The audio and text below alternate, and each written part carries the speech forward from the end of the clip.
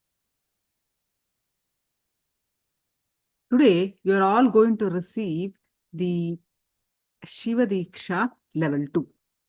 You have received Shiva Diksha level 1 on day 1. Today, you are going to receive Shiva Diksha level 2. So, which is called Vishesha Diksha, which is a very powerful initiation. There is certain food restrictions, like you cannot eat non-vegetarian. That is, except that the all powerful initiation where you are entitled, you have the eligibility to worship Paramashiva, Devi, Guru. All that is eligible with this Diksha. And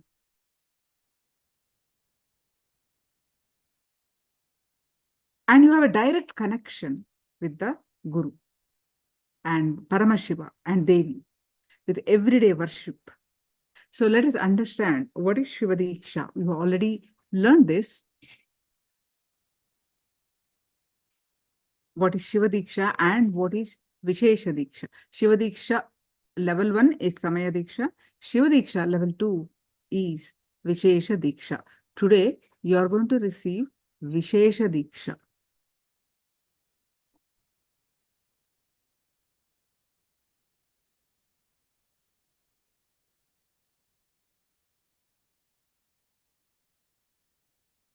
Now, let's understand what is Shiva Diksha. Then we are going to understand the Vishesha Diksha and Atmalinga.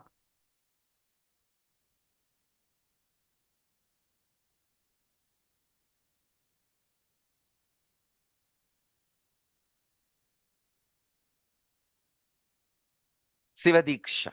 Just internalize these few important understandings. Our inner software, you call it mind, you call it intelligence, you call it any name you use. In Sanskrit, we use the word mana, chitta, buddhi, ahankara. All these words put together, I call it as inner software. The inner software you carry functions based on certain patterns and cognitions and understandings. That inner software can be binding you, torturing you, harassing you, abusing you more and more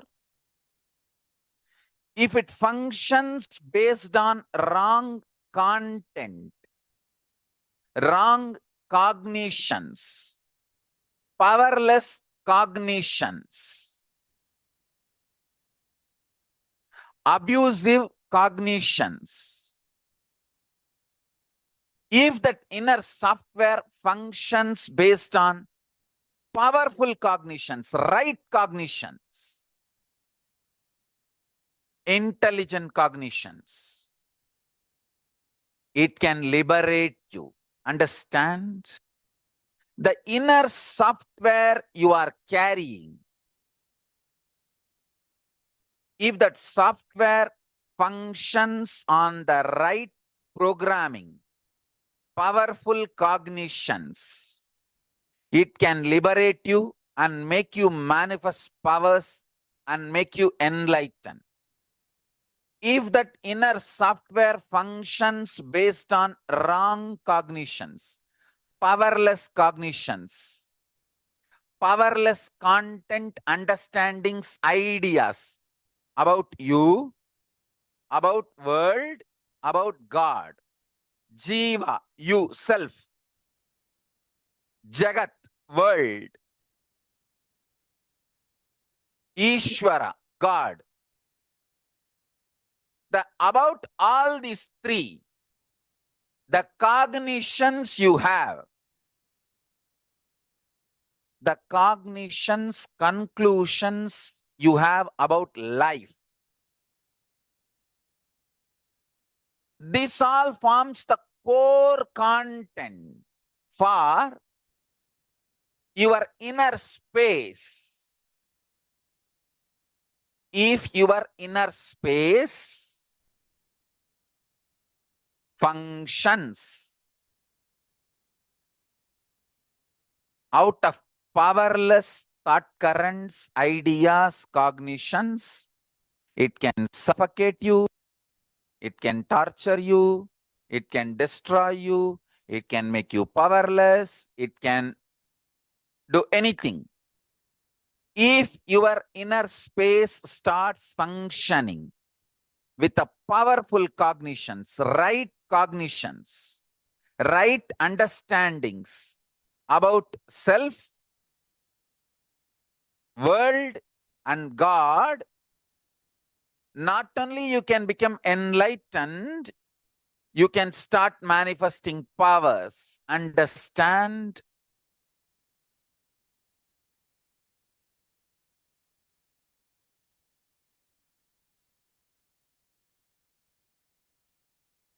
Sivadiksha is all about shifting the way you function from powerless cognitions to powerful cognitions. That's all. Sivadiksha is the way to shift you from functioning from powerless cognition space to powerful cognition space.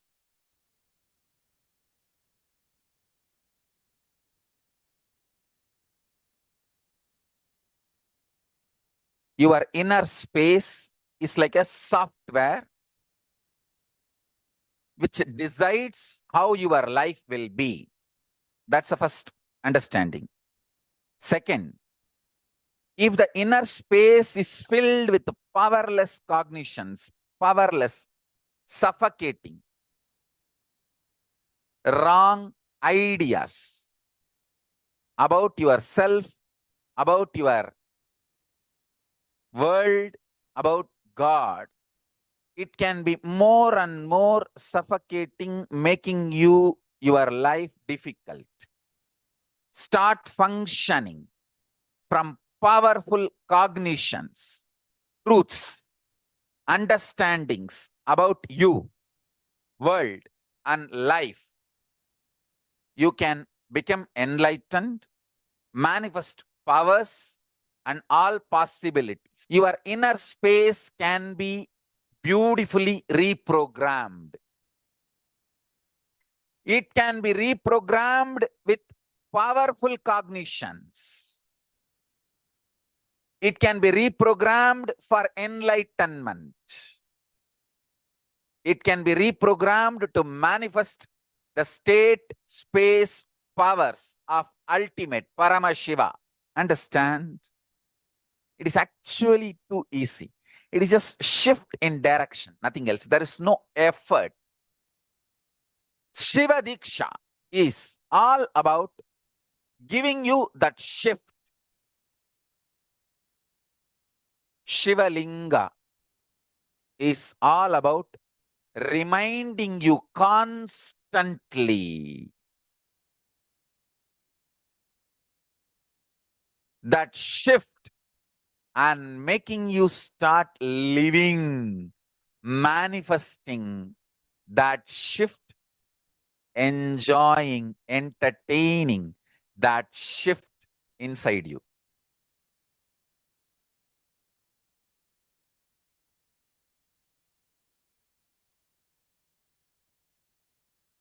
Atmalinga is to remind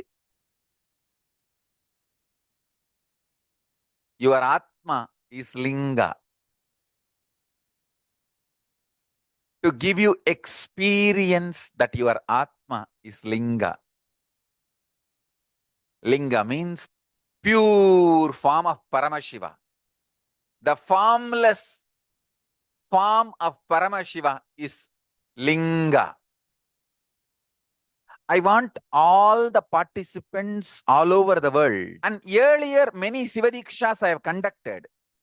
please watch some of those videos for deeper understandings. Deeper understanding enlightens you, awakens your Kundalini Shakti, awakens your consciousness.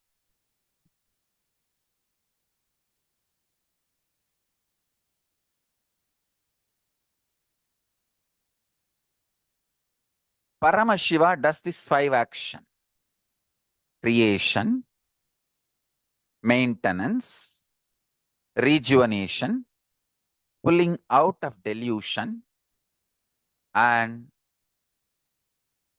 liberation. Listen, the first powerful cognition. Paramashiva does all these 5 action, and same Paramashiva not only is sitting in the cosmos and doing this 5 action, he is sitting inside you and doing this 5 action.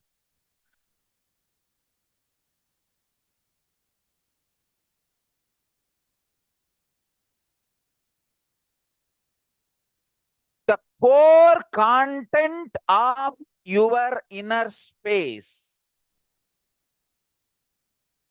is Paramashivoham. You are Paramashiva. Your day-to-day life facts may not immediately match the truth. But if you just sit and start digesting this truth, you will see the day-to-day facts and the ultimate truth both matches. When you realize day-to-day facts, ultimate truth matches, it is called enlightenment. When you realize, wake up, yes, the day-to-day facts and the ultimate truth is matching. That is called enlightenment. You are Paramashiva. And your day-to-day facts immediately don't match. No. There are too many conflicts, confusions. How can I be Paramashiva? But if you sit and understand, if you bring love in your life, love, deep love for everything happening, you will realize 2 things. Everything is auspicious. Paramashiva, Sada Shiva. Sada means everything. Shiva means auspicious.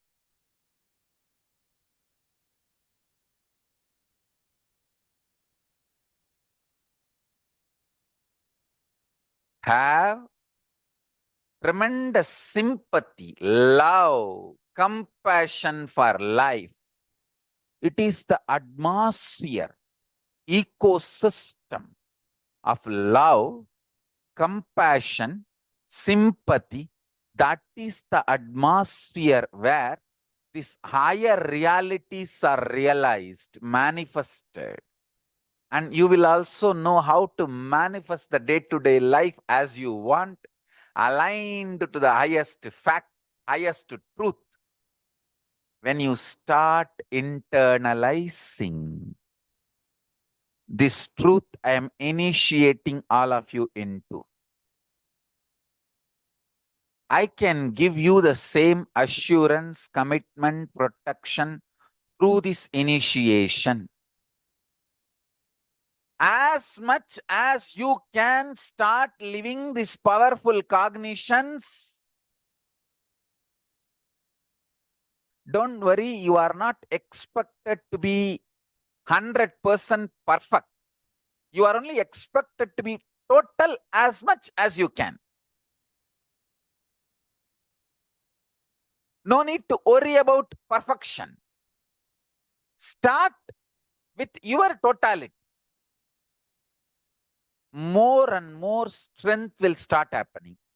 Every time you win using a powerful cognition, powerful truth in your life, you gain confidence on Paramashiva.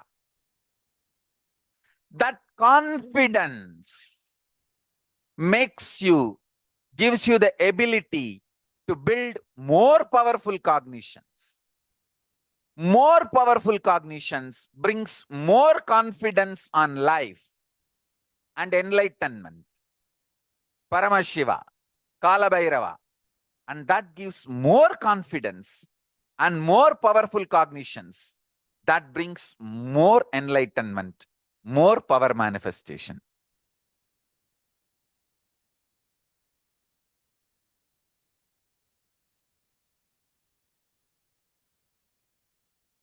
Somebody goes to God and asks, God, bless me. Everyone should praise me. Give me the boon. Everyone should praise me and accept me. God said, hey, even I am not accepted by everyone. Why are you asking that? Even I am not praised and accepted by everyone. Don't ask for that. Life will ever be one side people praising you for your contribution. The other side people will be abusing you, attacking you, just because they are feeling deeply anger, violent inside for various reasons. You need to know, are you going to hurt yourself because they are vomiting their pains on you? Are you going to hurt yourself waiting to get hurt by them? No. Or are you going to be very clear and go on contributing to the world what you need to do? Understand, life is for people who decide to go on contributing and do what they need to do. That's it.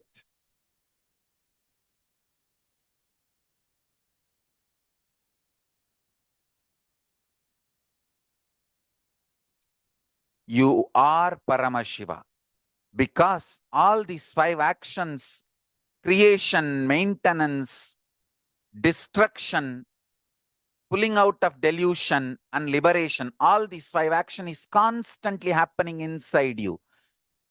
Unless Paramashiva is inside you, all these 5 actions cannot be happening continuously inside you. All these actions continuously happening inside you proves you are Paramashiva. Paramashiva is inside you. Start living, start implementing this great truth. The truth is you are Paramashiva. You are really Paramashiva. Paramashiva is really the source material of you, the core content of you. So, if you are alive, Paramashiva is residing in you. Start functioning from this core cognition.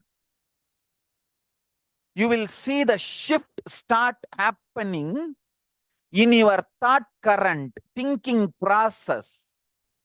Shift starts happening in your cognition about you, world, and God.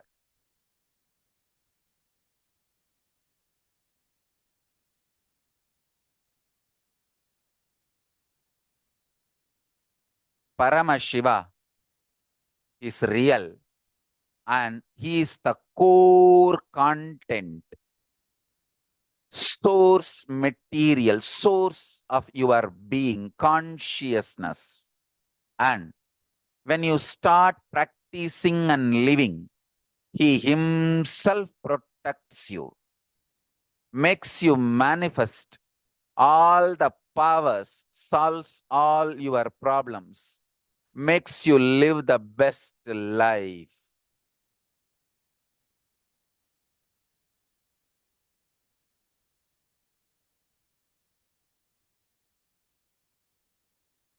Crisis is the time to pack yourself with the intense, powerful cognitions. Fill more and more powerful cognitions and truths and tightly pack yourself with powerful cognitions. Crisis comes only to train us. Of course,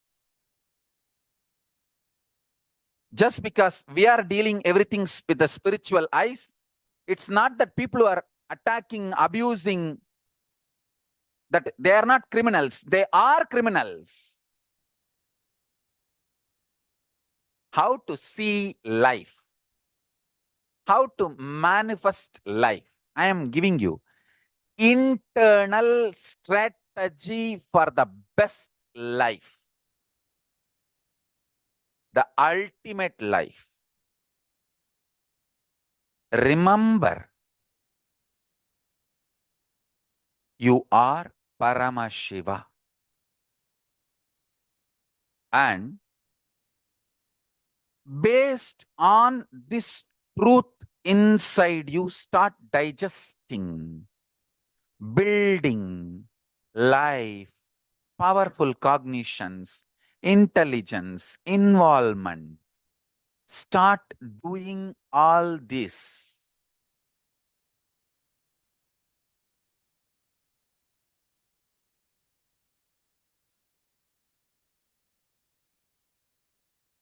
Please sit straight.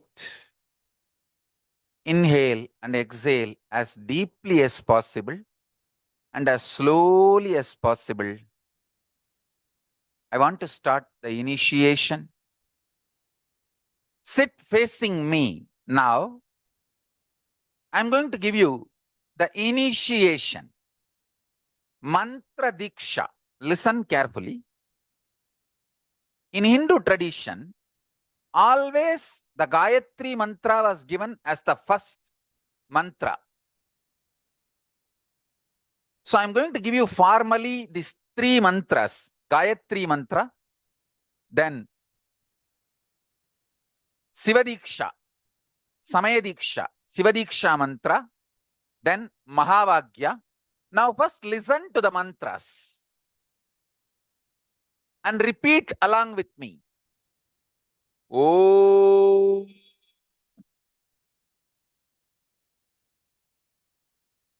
Bhur Bhuvaha Suvaha Tat Savitur Varenyam Bargo Devasya Dhimahi Diyo Yona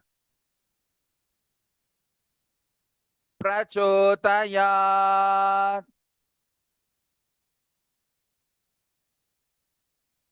Repeat again. Om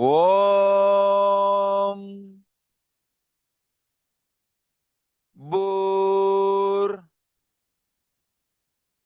Bhuvaha Suvaha Tat Savitur Varenyam Bargo Devasya Dhimahi Diyo Yonaha Prachotayat. Listen, repeat along with me once more. We will be uploading all these mantras. You can download from there and start chanting. Now repeat along with me. Om Bhur Bhuvaswaha Tat Savitur Varenyam Bargo Devasya Dhimahi Diyo Yonaha Prachodayat. Om Bhuvaswaha Tatsaviturvarenyam Bargo Devasya Dhimahi Diyo Yona Prachodayat. Now, next mantra. It is Samaya Diksha, Siva Diksha mantra. This is the most important mantra. Listen, this starts connecting you directly with Kailasa. It's like a passcode for Kailasa, password for Kailasa. Om Ham Haum Shivaya Namaha.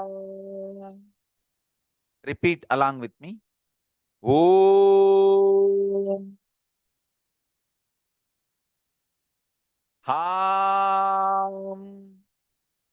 Ham Haum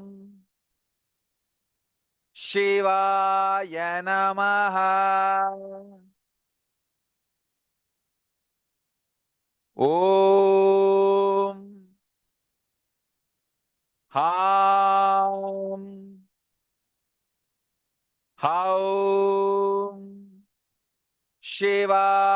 Haum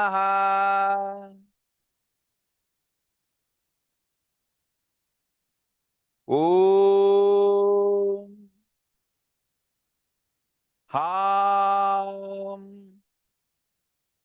Namaha. Om Ham Haum Shivaya Namaha.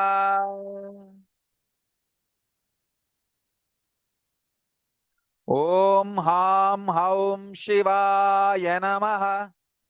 Om Am Haum Shivaya Namaha. Om Ham Haum Shivaya Namaha. Now, listen to Mahavagya, third. First Gayatri mantra, then Samaya Diksha, Siva Diksha mantra, then Mahavagya. Om Nithyananda Paramashivoham. Om Nithyananda Paramashivoham. Om Nithyananda Paramashivoham.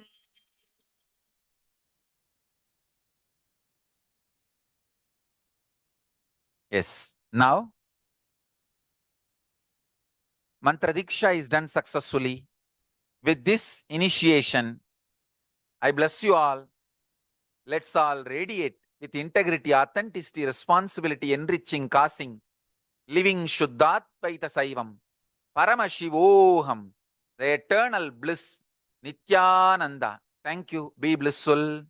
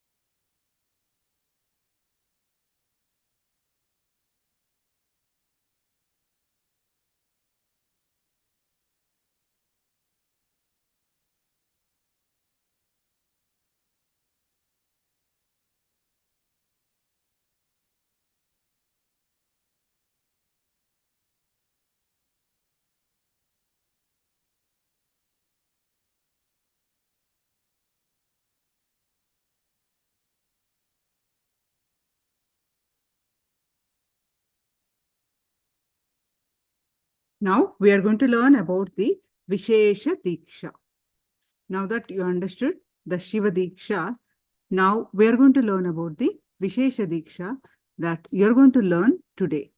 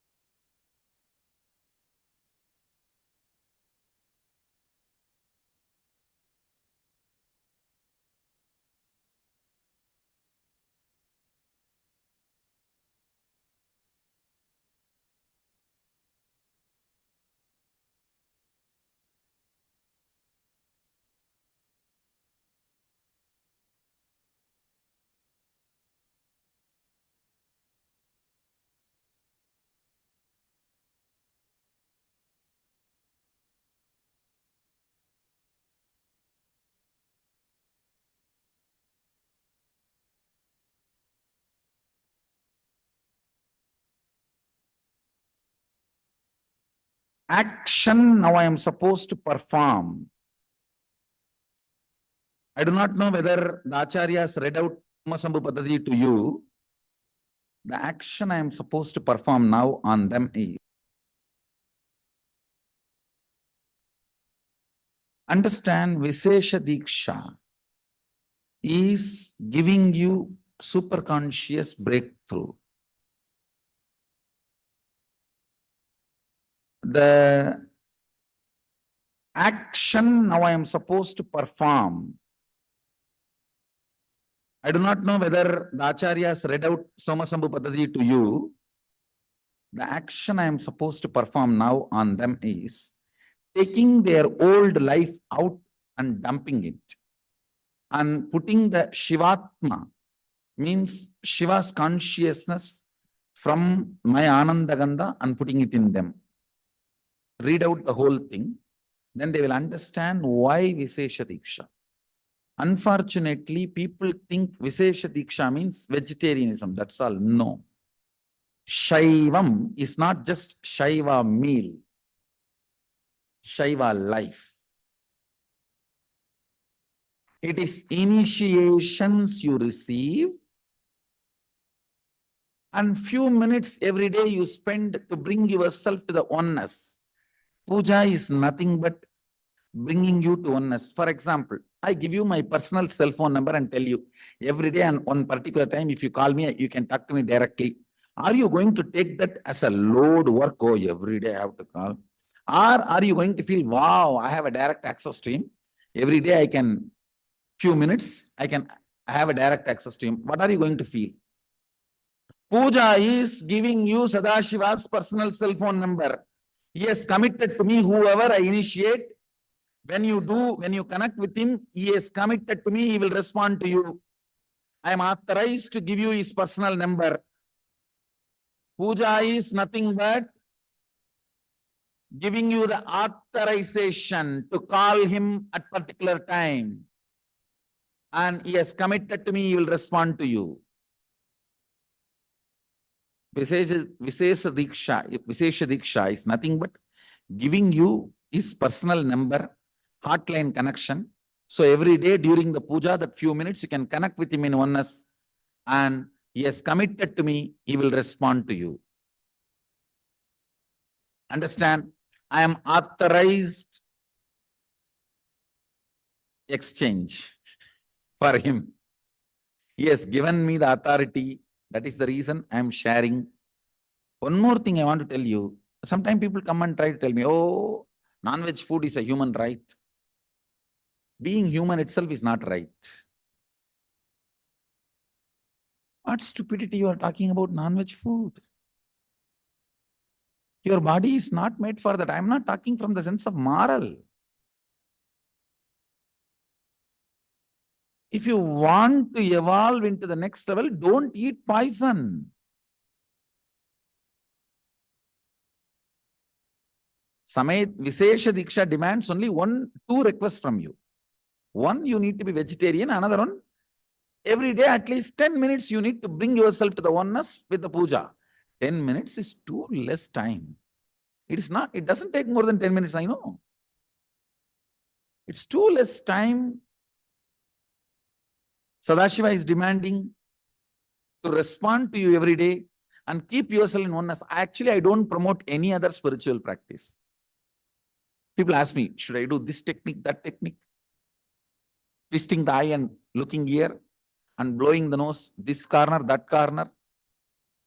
I don't give you any technique. I only ask, connect with him in oneness, 10 minutes a day. I think maximum it takes 11 minutes.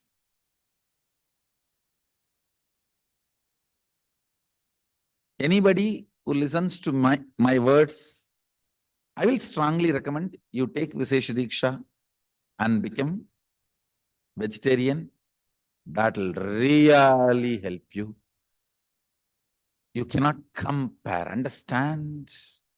Whether you paid some 5,000 and came for NKY or paid few lakhs and came for MSS, that is not going to decide whether you are going to continue to manifest power and live manifesting powers.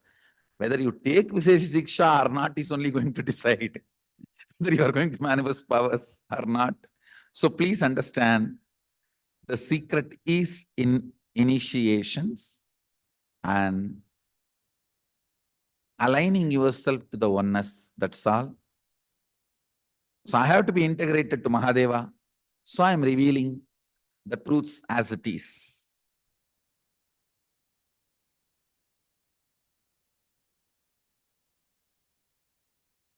Whatever is said and done, Vishesha Diksha is something extraordinary.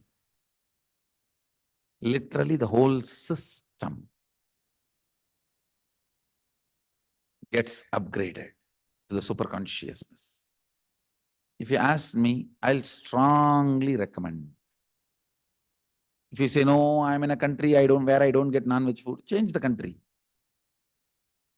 No, my husband does not allow me to become vegetarian. Change the husband. Nothing more is important than Sadashiva. Everything else comes second. I tell you, I cannot give powers to your money. I can give powers only to you. So, initiation matters. Living it matters. Don't try to believe these stupid ideas. This non-vegetarianism, non-veg food is a human right. Being human itself is not right. Understand that? Then people ask me, oh, where do you get protein? Stupid questions, same old questions. Stupid fellows. From where elephant gets protein, I get from there. That's all. Actually, protein can be generated only by plants. You feed that protein into animal, grow muscles, don't even bother it as a life and just cut the muscles for your protein and grab. What kind of a mind? Is there no limit for the demonicness? The demonness?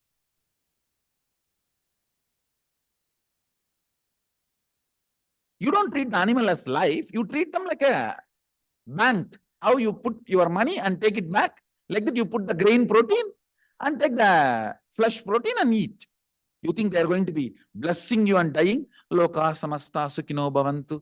Let everyone eat my flesh and live happily. No. All their curse is there in their muscles and their animal protein.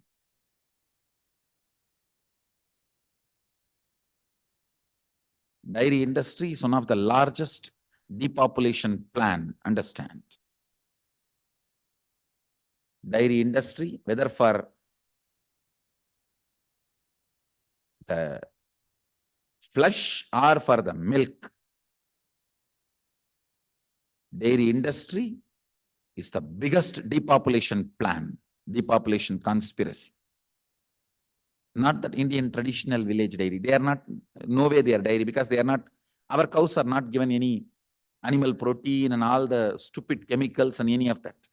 They just happily roam around, grow organically, and the calves are fed first. Only after it's overflown, it's milk, the remaining is milked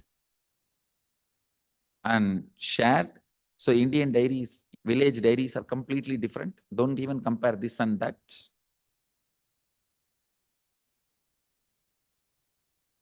Actually, I can give you hours of discourse and convince why vegetarianism and all that.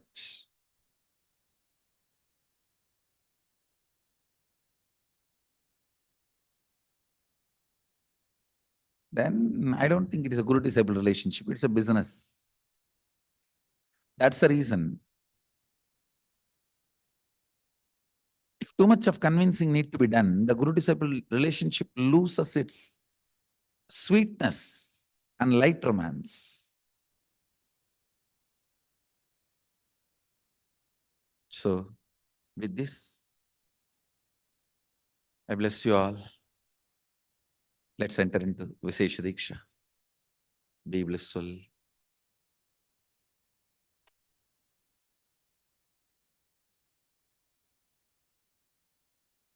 So what is your understanding about the Vishesha Diksha? Can you all post? What did you understand? And what is your internalization of the Vishesha Diksha?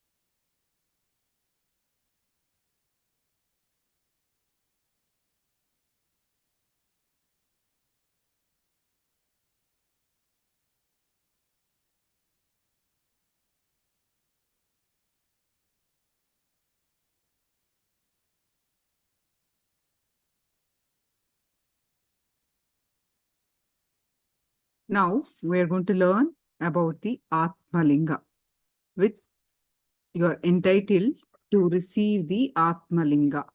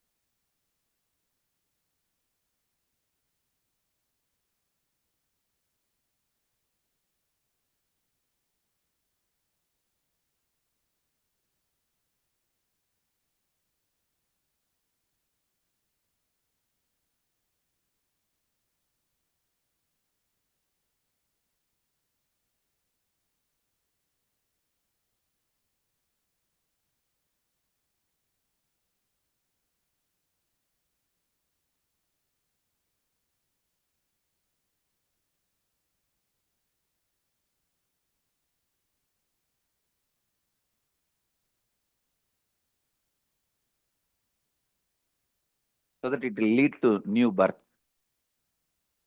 Listen, Atmalinga is made of spatika, pure spatika, and the Sri Chakra is the geometrical form of the whole cosmos. The whole universe, the geometrical form is Sri Chakra. As per the scientist itself, the form of the conceivable form of the cosmos is Linga.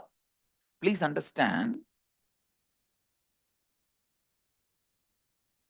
ultimately it is formless, but using any possible perception, trying to give a form for the universe, finally ends up only as a Linga. So, the closest form is linga. The closest geometrical description of universe is Sri Yantra. The closest form of the universe is linga, and the closest geometrical representation of the universe is Sri Yantra. That Sri Yantra is carved on this linga. Please understand, Sri Yantra is carved on this linga. The guru of Shankaracharya. Shankaracharya had many gurus. Only the biographers, because they were Brahmins, they removed all other non-Brahmin gurus from his life. Otherwise, he had many gurus. One of the Shankaracharya's guru, Abhinavagupta, installed the Shivalinga in Kashi Annapurneshwari temple. When we go to Annapurna temple, we will see this Sri Yantreshwara. The deity is there. And that is the Mula Devata of Mahanirvani Pita. So he is the original deity of Mahanirvani Pita who receives worship every day first. Actually, first he is worshipped in our Mahanirvani Pita. Only then all other gods, including Annapurni, receives worship. Please understand, he receives worship first. Mula Devata. Mula Devata means we may have many gods in our temple, but this deity is the chief deity. So the Sri Yantreshwara is the Mula Devata of our Sangha. Nirvani Pita and Nithyananda Sangha, both. For both, this is the Mula Devata.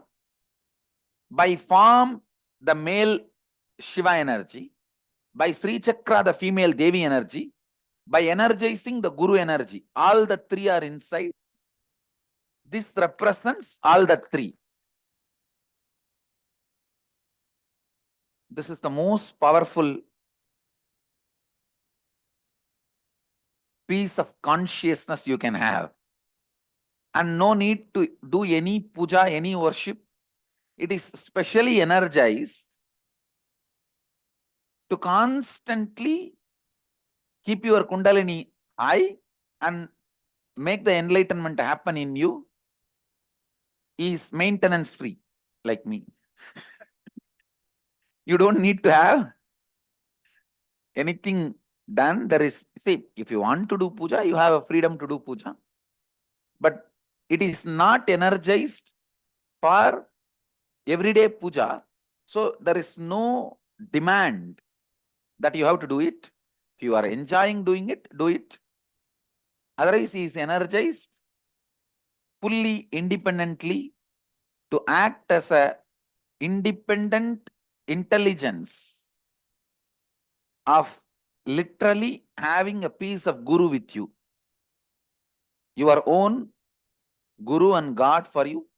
It's usually traditionally called Atma Murti.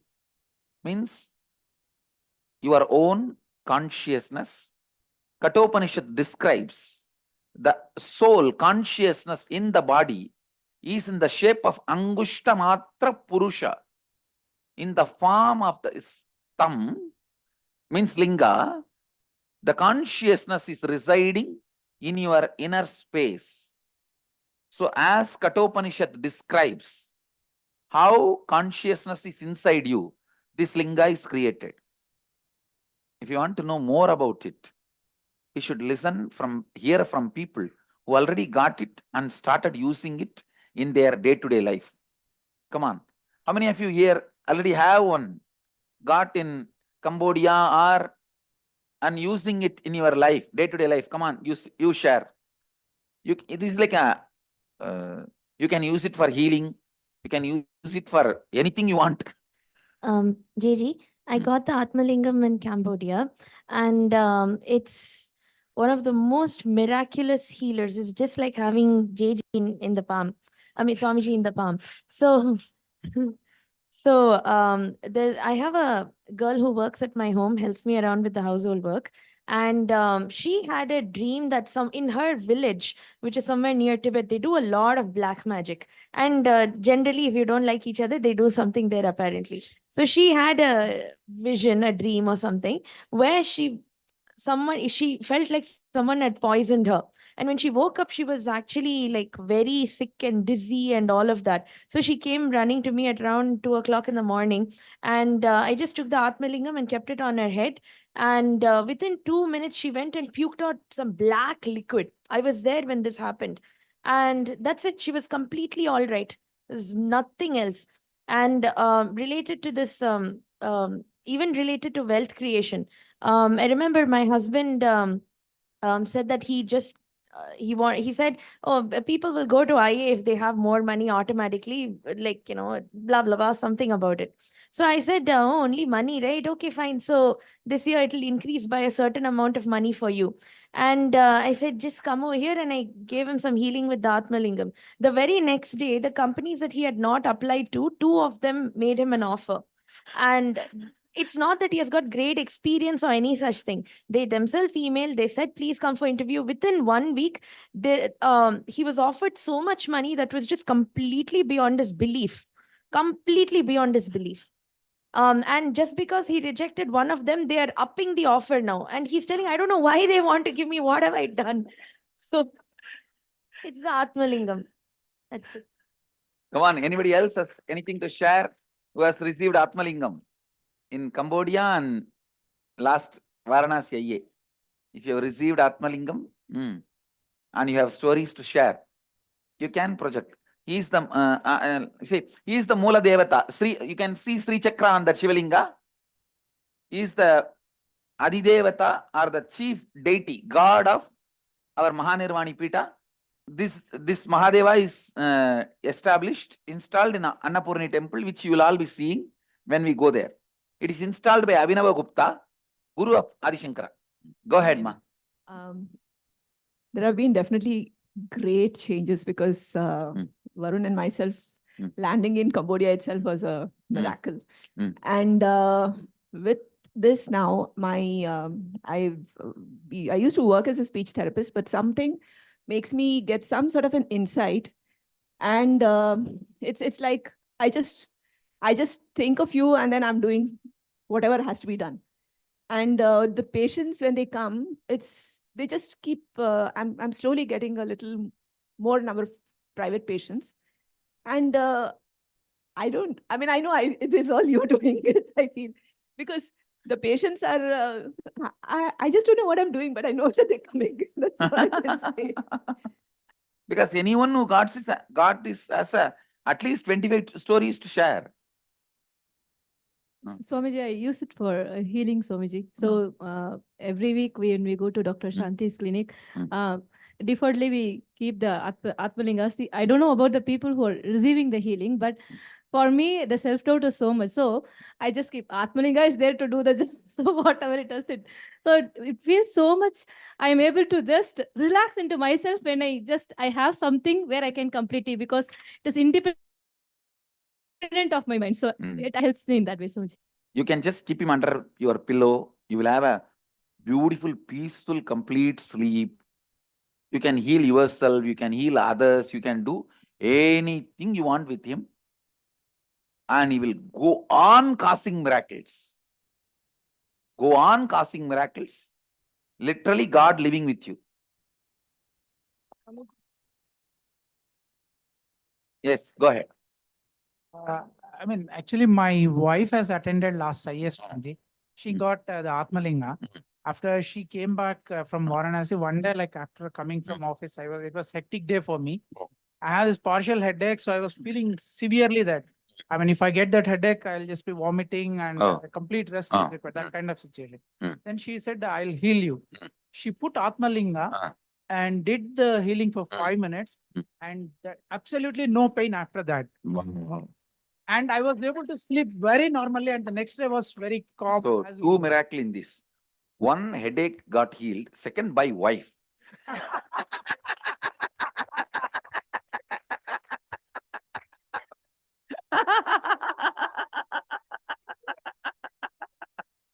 That is real miracle. I am very happy, and I am convinced about the power of Atmalinga.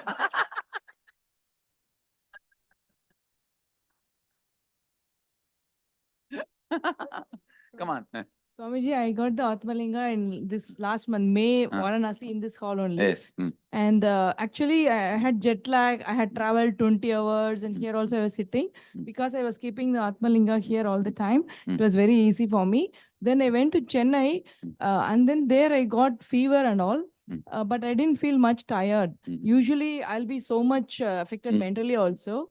I totally, for 15-20 days, there was fever like 100 and all. I was doing normal things. And one more thing is, first 4 days, because I had a lot of cough, I didn't put AC, I didn't put fan. I was sleeping like that for 4-5 days. My mom asked, what body is this? Is it iron body? We cannot sleep without... I mean, I was managed to sleep in that sultry thing, and this Atmalinga was always on my bed. Good. And after that, I came to NKY in Bangalore, and this whole trip worked out. Maybe it's because of the Atmalinga's power. Daily it was under my pillow. Anybody has any direct stories with Atmalinga? Actually got a healing from Atmalinga. From by whom? Dr. Shanti. Oh, okay.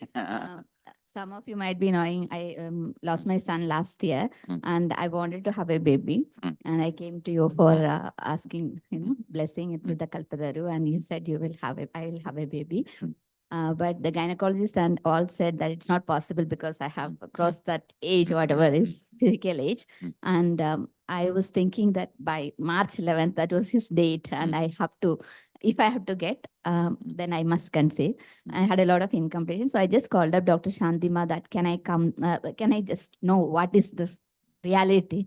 So she was telling about the Atmalinga, which she got in Cambodia, and a lot of miracles happened through Atmalinga. So I said, can I come for healing? So she said, I'm not calling you.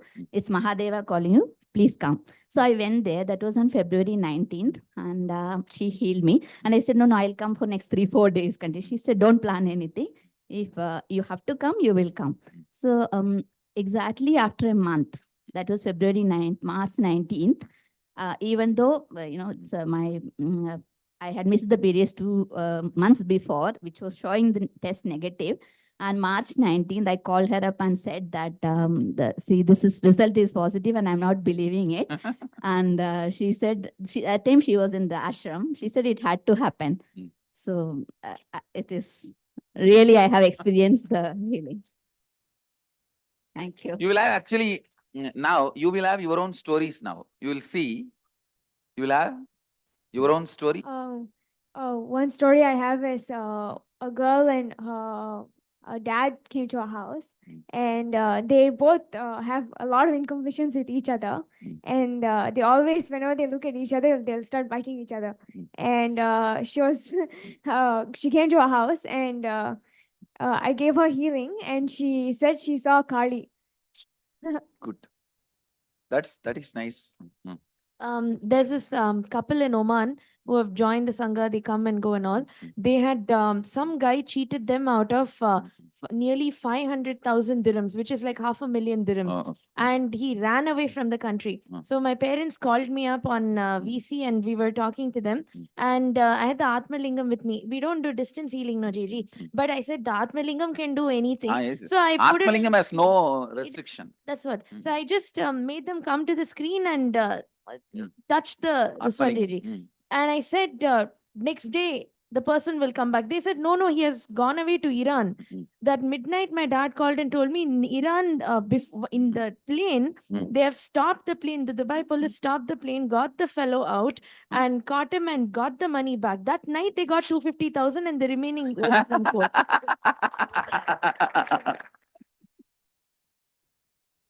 Atmalingam has enough of stories. I tell you guys, I think in our whole Sangha, the largest story attributed is Atmalinga only.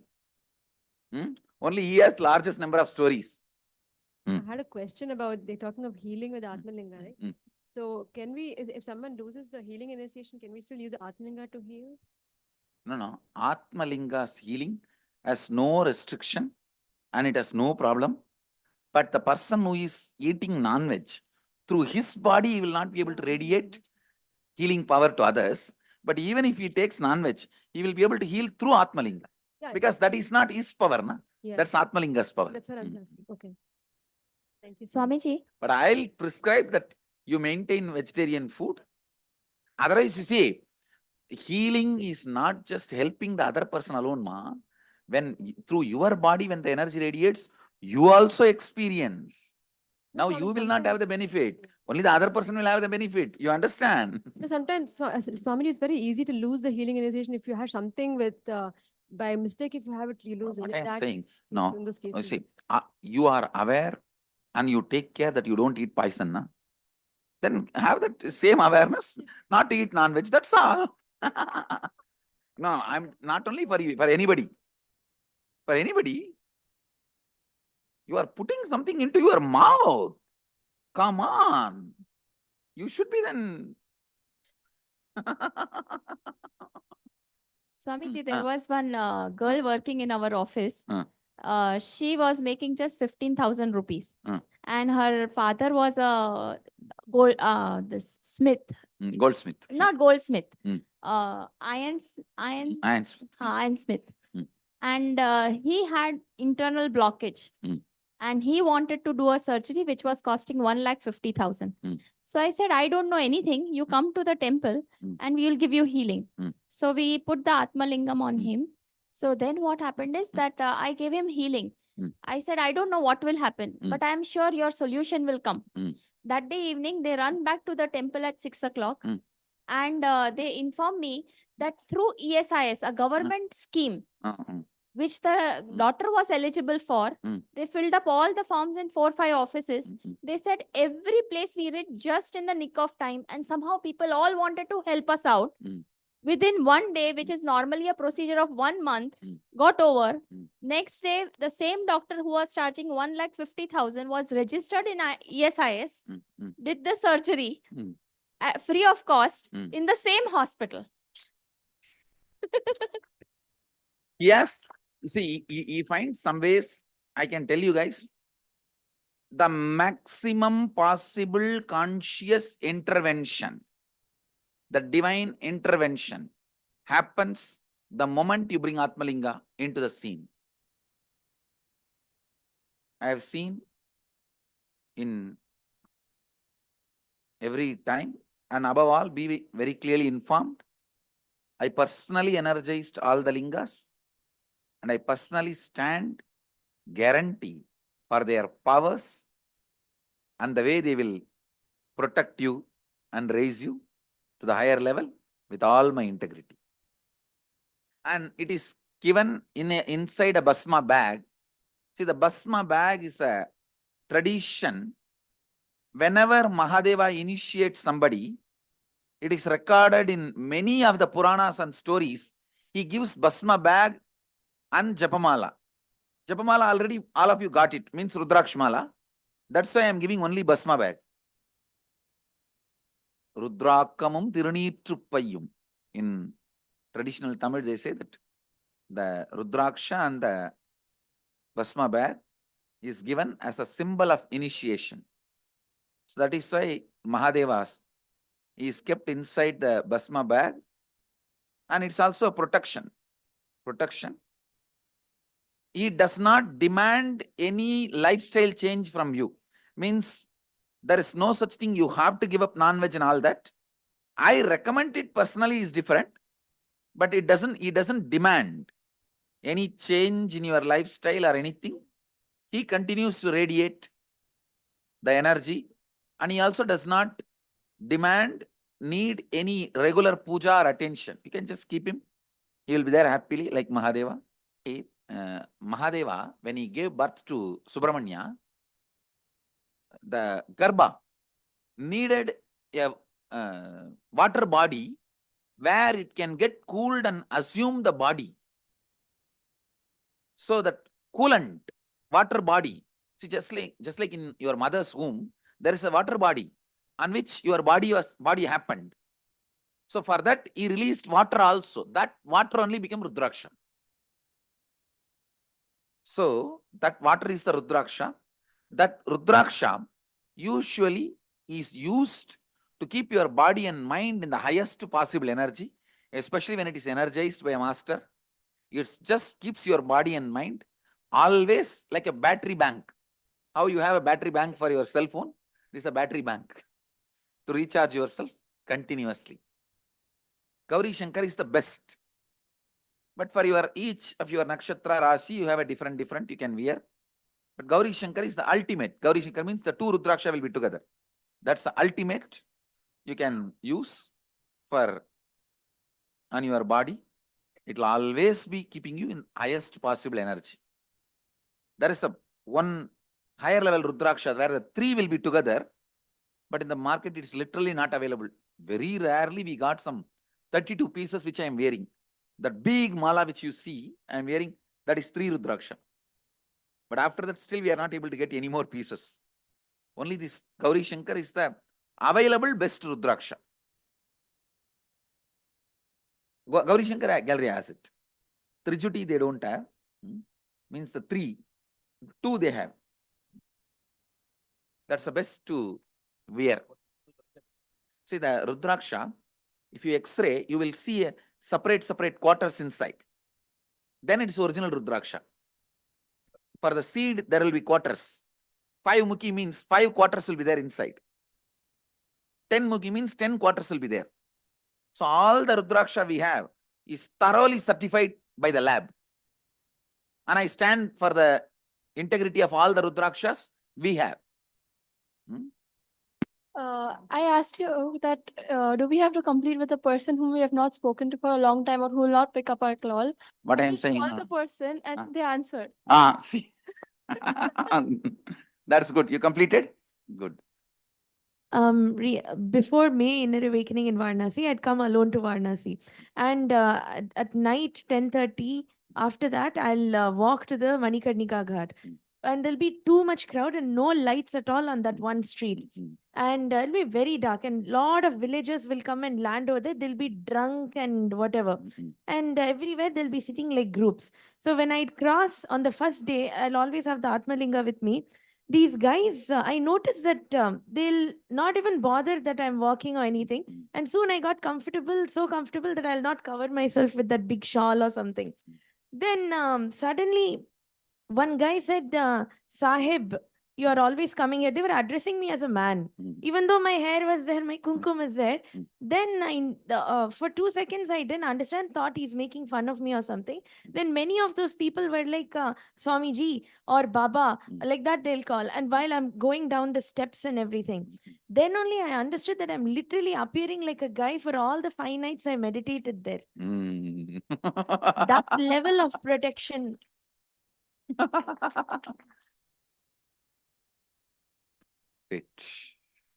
Can we also have like things like can we have like things that we think are non-vegetarian but they are actually vegetarian? What is it? You tell me what all like that. Maybe like like bread with a little like dust in it. Do you think it's kind of like chicken? What is say anything which is not non-veg, which is veg, you can have. Okay. Nothing wrong. Cauliflower is okay. Cauliflower is vegetarian. Why I don't encourage cauliflower? Lot of worms are there. Then okay, no problem, eat. I was talking about the Indian thing.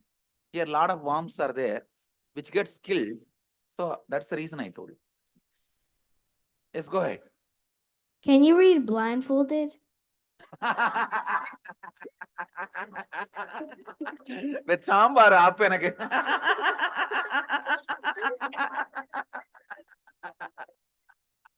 Because we do all the blindfolded, and I wonder if you can do it. Actually, no. When I close my eyes or blindfold, if I concentrate on third eye, I fall into samadhi, where I can see the whole universe, and I will not be able to see the individual or the localized things which is in front of me. Understand? So that is the reason I am not able to. Today, the morning satsanga was for me, but it created the identity crisis. Now, I don't know what my real identity is. And I talked to few of the... What you want to do, you wrote that day, na? Your authentic identity, what you want to have. Yes, you told me.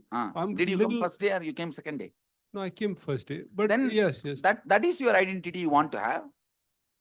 How did the exercise, no? Yes, but You forgot that. You have to remind him, come on. yes.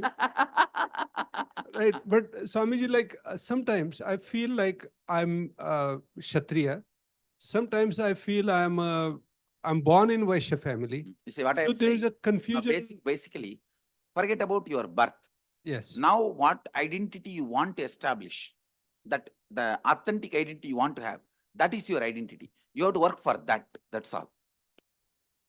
That is too big, Swamiji. That is what you are supposed to do. Then you wrote just to fill the paper or what? Come on. You wrote for life. Like Swamiji, I'm thinking of becoming working for the country in social projects, and it's like. But then now you will have to make it possible. Because Then you what will have else you think I'm doing sitting here? Yeah. It's a Madurai Adinam tradition. All the disciples will be given the Basma bag by the Vastra which is put on the Sanidhanam. So this is the cloth which I myself put it on my body.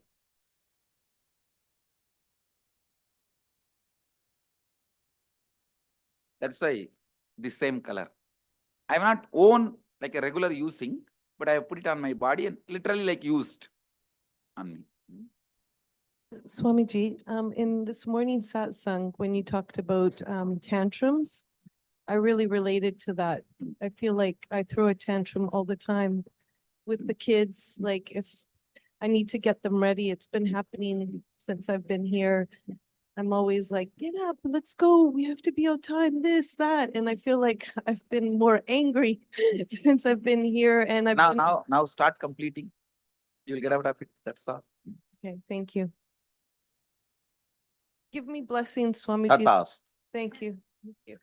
And I also wanted to tell you guys that Basma which is inside this bag, anything you wanted it to become reality. Take this Basma, one pinch, visualize that and just blow the Basma in the air.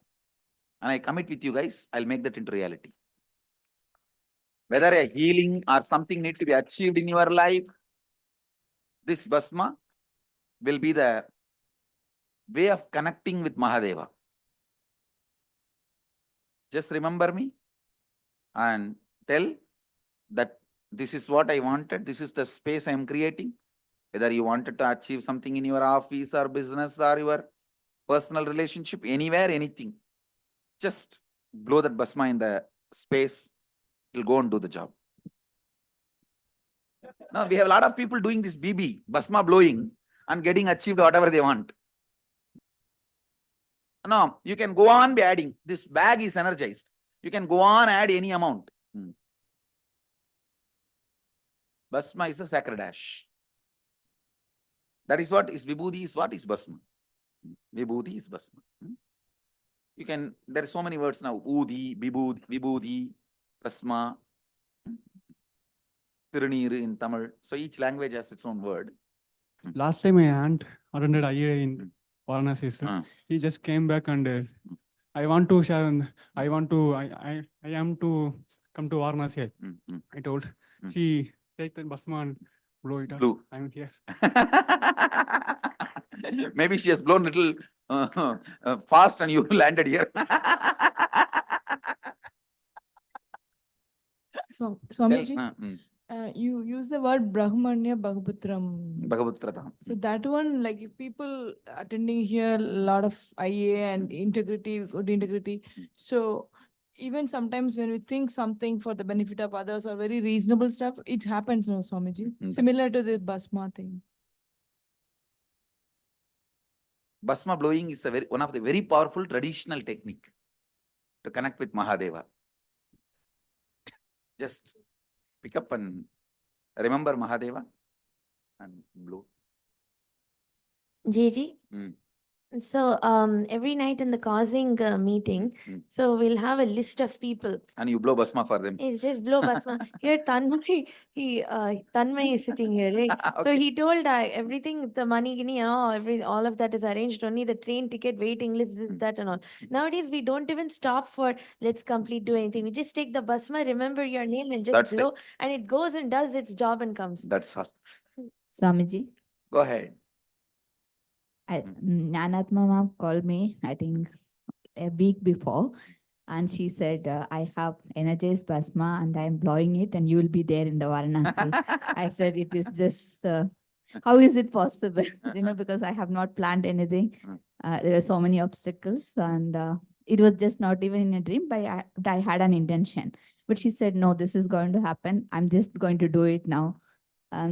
It's done. It's You are really here. done.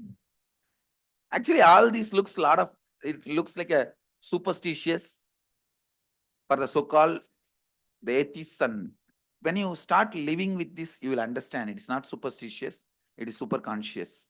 Swamiji, I said, Kashi Vishwanath and Bhagwan Ram, do whatever you want to do.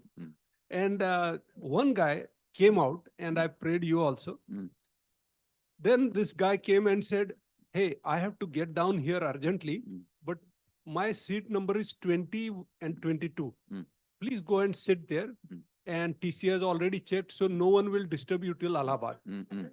I asked him, can I have your ticket with me? He said, no, if the TC asked when I pass out the gate, I need it.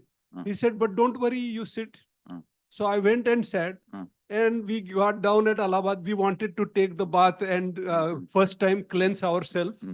And everything worked. Even in when we came to Allahabad, the guy said, one lady my dad met, and she is an old lady. She has been coming here. So all the places we wanted to go, she said, I'm going there. And she took us there, all those places. We had the dip and sangam, everything. Great. And she came all the way to sit in the train again and come here. So it didn't charge me. He said he had to charge 6 tickets, no charge.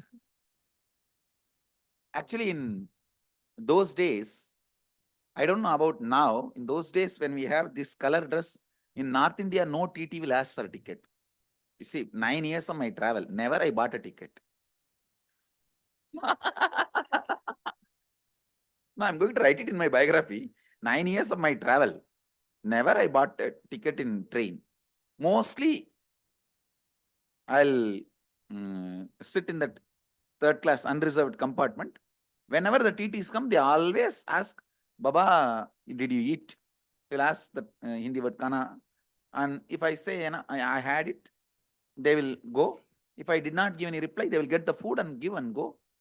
And I tell you, the people in Indian railway, especially in North Indian, they are the most religious people. I just have to put this on record. But I am telling you, I have seen in my personal life, because hundreds and hundreds of nights I have slept in the railway platforms. And the way they respect the sadhus, the way sadhus maintain their integrity with them, it's unimaginable. Unimaginable. Never ever I need to think about my food or any needs, as long as the train community is part of me or part of my life. And I have tons of stories about them and the people whom I met. But I have not seen better people than them in the mainstream society, the so-called mainstream society. And mainstream media is never going to tell this story to the Indians. Where India is alive, where Bharat is alive. I tell you guys. I'm so proud when I saw that community and their integrity. Because many times I'll just live in train for even 20 days, 30 days. Anywhere it goes, I'll be going and coming, and I will not even know where it is going and where I am going to get down. I have no plan. And it'll all food or anything I need will come to my place. If it is cold, I'll see somebody comes and gives a blanket, Babaji, leaves it at my feet and does namaskar and goes. It is just a joy to see those people. And I always feel, even though I am begging only, whatever I get, let me share and eat with all the other beggars. That's all. My autobiography, it's already happening. It's happening. 5 volume. Each volume is 1000 page. 5 volume. Already first volume is done. You can expect 2 volumes by this December. Swamiji, sometimes the third eye is also called the cave of Brahma. Some See, people. the Kevala Brahma. What is the story behind it? Kevala Brahma is Anandaganda, not third eye. Anandaganda.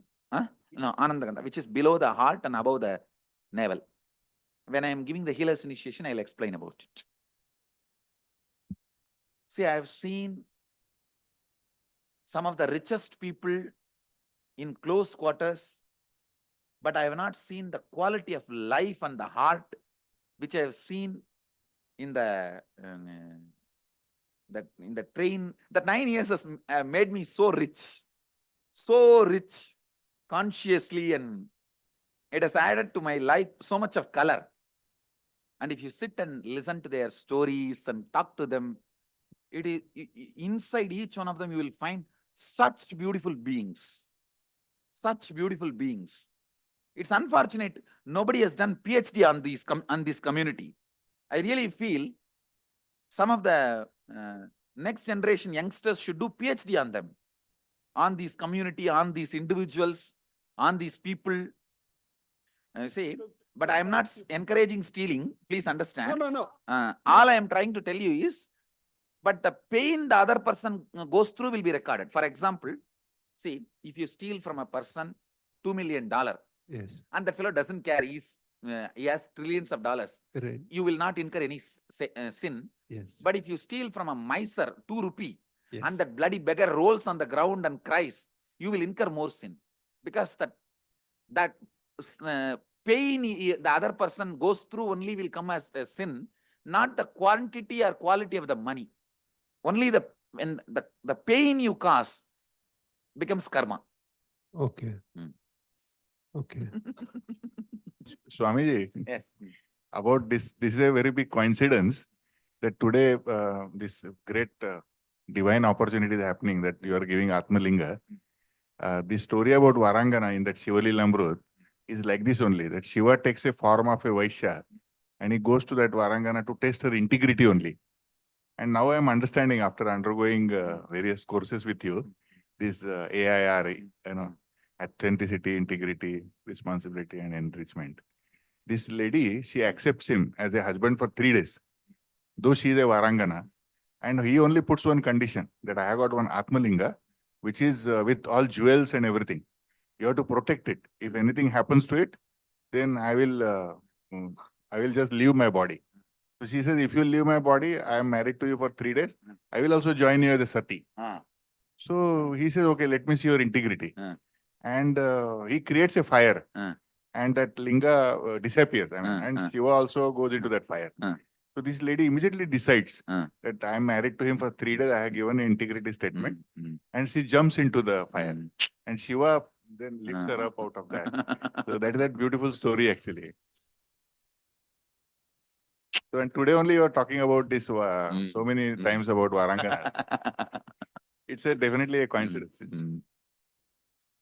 So we should know socially accepted or unaccepted is different, and cosmically accepted or unaccepted is different. We should not confuse both. Kids now, before they go to college, the major problem is the decision making, what area they should go into. Now Astrology will help in a big way to guide. In big way. Okay. Horoscope will help. Swamiji, would you please suggest for authentic Shiva Mahapuran? Because there are so many. Motilal Banarsidas has published, which is written as per Vyasa. They have translated in English and published. Motilal Banarsidas publication. They have published all 18 Puranas from the original Vyasa's compilation with English translation. That's the best translation I have seen. We can buy here in Banaras? I think in Banaras it must be available. They have headquartered in Banaras. Their printing press only is in Delhi, but they are spiritually headquartered in Banaras. Okay, thank you so much. I think maybe while visiting Ganga, we can buy nearby. I don't know where it is available. See, all the books I wrote, all the lectures I give, all the books I wrote is available freely in our website. 500 volume. You can go and freely download. And all my speeches are freely available in YouTube. You can go and download. All my songs, other chantings, the mantra and all I chant in the morning satsanga, Kathopanishad. Like that. I have chanted many other mantras, Gayatri mantra, Mrityunjay mantra, Rudram, all the mantras. In my voice, everything is available in SoundCloud. Go and download.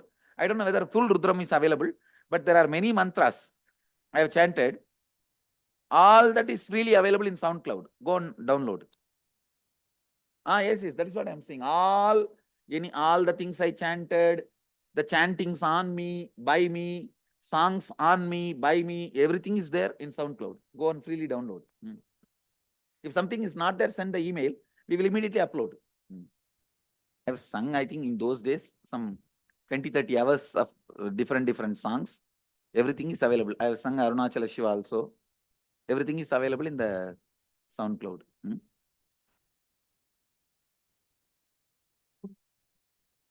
Even required, just your thought, a jolt in your thinking is enough to put you in the fear of death and make you go through death. First thing you need to know about it, first thing you need to know about death is the actual happening has no significance at all.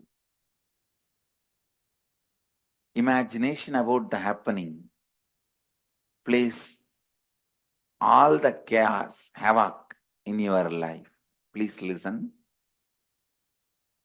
Actual happening has no significance at all. When I make this statement, I am responsible for it. Please listen. With all my integrity and authenticity to Mahakala, Kala Bhairava, I am making this statement. Actual incident, what you think as death at one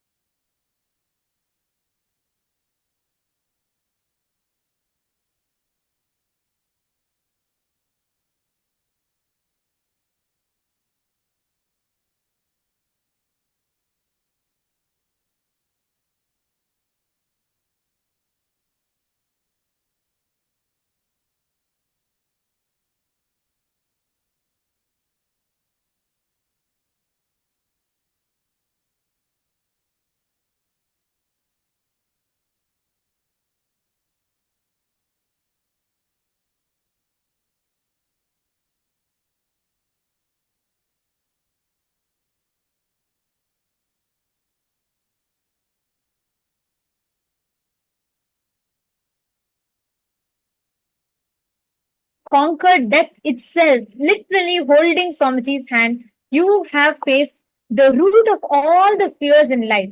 So all the restricting patterns, the limiting patterns, incompletions, any other fears and phobias have lost their power over you. And this moment onwards, it is your time to celebrate life, to enjoy life. Have gratitude for life. Have gratitude for your body. Have gratitude that you're still breathing. And most importantly, have gratitude